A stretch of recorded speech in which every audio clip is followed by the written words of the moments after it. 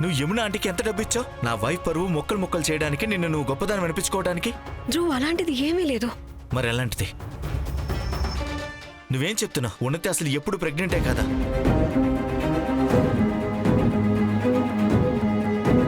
అయితే ఉండు. ధ్రువ్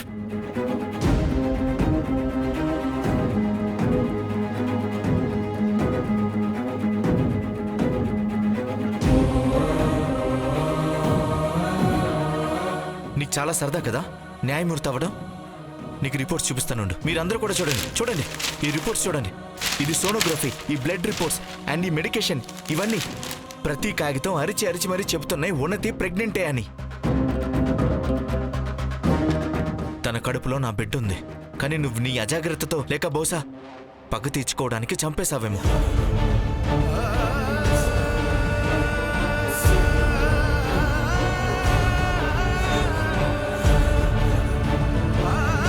నేనీకు చెప్పాను కదా రేఖ, ఇక్కడ ఇలాగే జరుగుతుందని.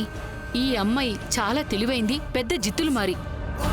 తను మొసలి కన్నీళ్లు చూపించి దొంగేడుపులు ఏడుస్తుందని, పైగా నిన్ను నన్ను అబద్ధాలు చెప్తున్నావు అంటుంది అని. తను మిమ్మల్ని ఏమనట్లేదు యమున ఆంటీ, కానీ మీకే అత్యాశ అవినీతి ఎక్కువయ్యాయి. ఈ ఇంట్లో మీకు గౌరవం దక్కకూడదు, ఎలాంటి స్థానం దక్కకూడదు. మీరు వెళ్ళిపోండి ఇక్కడి నుంచి. చెప్పేది మీకే, వెళ్ళిపోండి. యమున ఆంటీ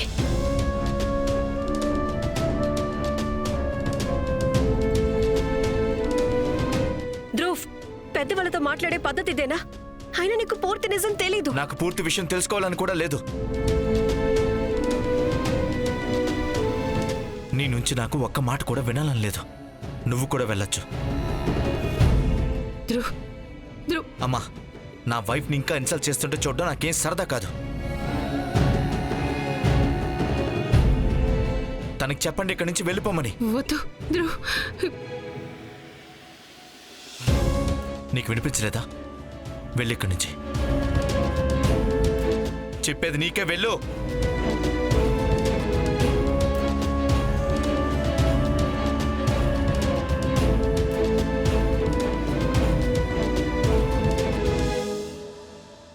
రేఖ